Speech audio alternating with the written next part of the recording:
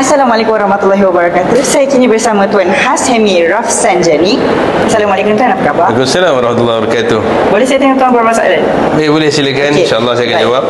Apakah pandangan Tuan tentang program yang berlangsung pada hari ini?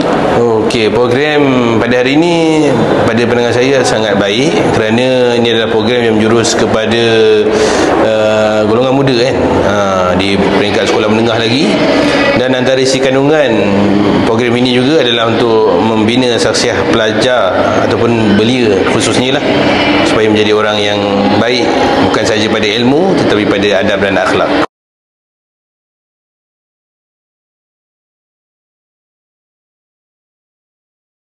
Hari ini saya bersama dengan Puan Saidatul Saria, Pegawai Psikologi Bahagian Integriti dan Pemantauan Standard. Puan, Assalamualaikum Puan. Boleh tak saya nak tanya beberapa soalan? Apakah nilai-nilai penting yang ingin ditekankan kepada pelajar melalui program hari ini?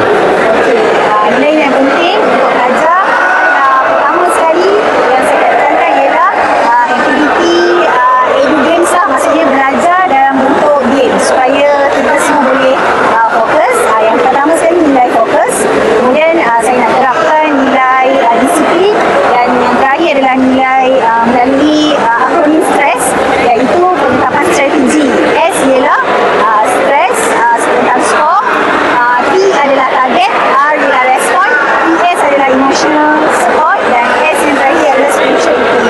So dalam tempoh lebih kurang 1 jam setengah macam tu, alhamdulillah kita dapat cover semua untuk program World Cup seminar SPM dan juga PMR.